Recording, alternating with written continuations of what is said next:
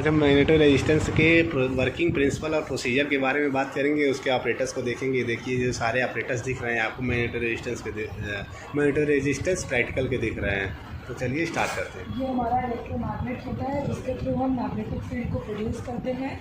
Magnetic field जो है produce करते हैं हम कांस्टेंट करंट पावर सप्लाई के थ्रू। करंट जब ऑन करते हैं, करंट इसमें फ्लो होता है तो मैग्नेटिक फील्ड प्रोड्यूस होती है। ये हमारा डिजिटल गॉस मीटर होता है। पहले हम करंट को वैरी करके उसके करस्पॉन्डिंग मैग्नेटिक फील्ड चेक करते हैं। जो हमारा गॉस मीटर का प्रोब होता है उसको हम सेंटर में रख देते हैं दोनों इलेक्ट्रोमैग्नेट्स के, और ऑन कर देते हैं डिजिटल गॉस मीटर को। करंट की वैल्यू 0 होने पर डिजिटल गॉस मीटर में रीडिंग चेक करते हैं कि कितनी वैल्यू है। 0 करंट पर डिजिटल वोल्ट मीटर पर वैल्यू 0.84 गॉस है। करंट को अब वैरी करते हैं 25 के डिजिट्स में। 0 के बाद हम 25 एम्पियर पर 0.25 एम्पियर पर हमारा जो मैग्नेटिक फील्ड आता है वो 693 गॉस आता है। करस्पॉन्डिंगली 0.50 पर मैग्नेटिक फील्ड की वैल्यू 1318 गॉस आती है। इस तरीके से हम चेंज करते जाते हैं करंट की वैल्यू को, और उसके करस्पॉन्डिंग मैग्नेटिक फील्ड की वैल्यू को चेक करते हैं।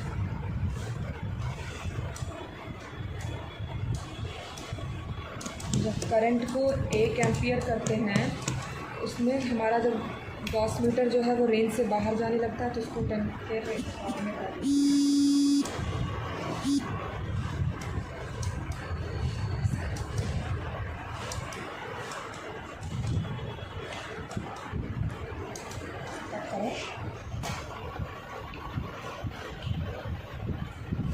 मैग्नेटिक फील्ड की रीडिंग लेने के बाद अब हम 4 प्रोब ये कनेक्टेड है। इसका आउटर मोस्ट वायर को हम कनेक्ट करते हैं कांस्टेंट करंट सोर्स से जो करंट फ्लो होता है, और इसके इनर मोस्ट वायर को हम कनेक्ट करते हैं डिजिटल माइक्रोवोल्ट मीटर से, जो कि वोल्टेज को वारी करता है, वोल्टेज को मेजर करता है।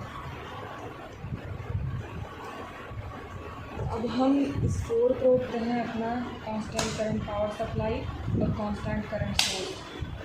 हम कांस्टेंट करंट सोर्स को किसी एक पर्टिकुलर वैल्यू पर फिक्स कर देते हैं, और इस कांस्टेंट करंट पावर सप्लाई से हम करंट को वैरी करते हैं, जिसके करस्पॉन्डिंग मैग्नेटिक फील्ड वैरी होती है, और उस मैग्नेटिक फील्ड को वैरी करते हुए हम करस्पॉन्डिंग वोल्टेज को मेज़र करते हैं।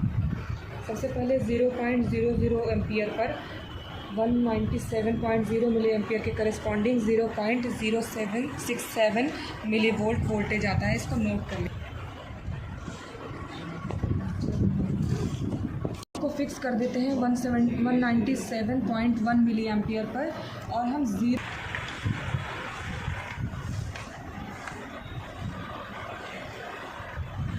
की वैल्यू को हम वैरी करते हैं 25 के मल्टीपल में,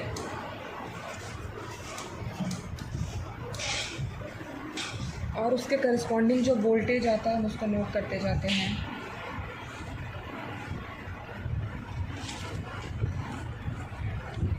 करंट की वैल्यू को जब हम 0.50 करते हैं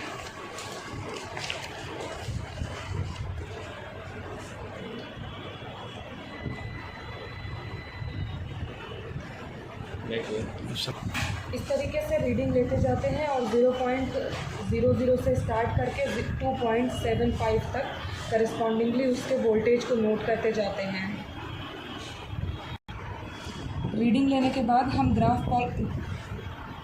हमने करंट की वैल्यू ली, उसके करस्पॉन्डिंग वोल्टेज मेज़र किया, और करंट की वैल्यू के करस्पॉन्डिंग मैग्नेटिक फील्ड मेज़र किया।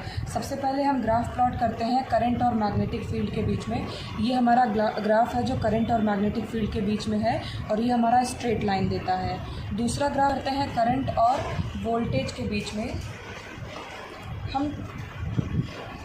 सबसे पहले हम क्या करते हैं कि रेजिस्टेंस निकाल देते हैं। वोल्टेज और करंट की वैल्यू हमें पता है, रेजिस्टेंस निकाल देते हैं, और जो चेंज इन रेजिस्टेंस आता है उसका और मैग्नेटिक फील्ड के बीच में ग्राफ प्लॉट करते हैं, जो कि एक पैराबोलिक या कर्व के शेप में आता है। और ये हमारा मैग्नेटो रेजिस्टेंस होता है कि कैसे मैग्नेटिक फील्ड को बढ़ाते जाते हैं तो हमारा रेजिस्टेंस वैरी करता है। ये हमारा magneto resistance experiment. Magnetic field और रेजिस्टेंस के बीच में जब ग्राफ प्लॉट करते हैं तो हमारा एक्स एक्सिस पर मैग्नेटिक फील्ड होता है जो कि किलो गॉस में होता है, और वाई एक्सिस पे हमारा चेंज इन रेजिस्टेंस जो कि 10⁻³ के मल्टीपल में होता है। और हम इन दोनों के बीच ग्राफ प्लॉट करते हैं तो कैसे रेजिस्टेंस मैग्नेटिक फील्ड के अकॉर्डिंग वैरी कर रहा है ये हमें मिल जाता है, जो कि हमारा मैग्नेटिक रेजिस्टेंस कहलाता है।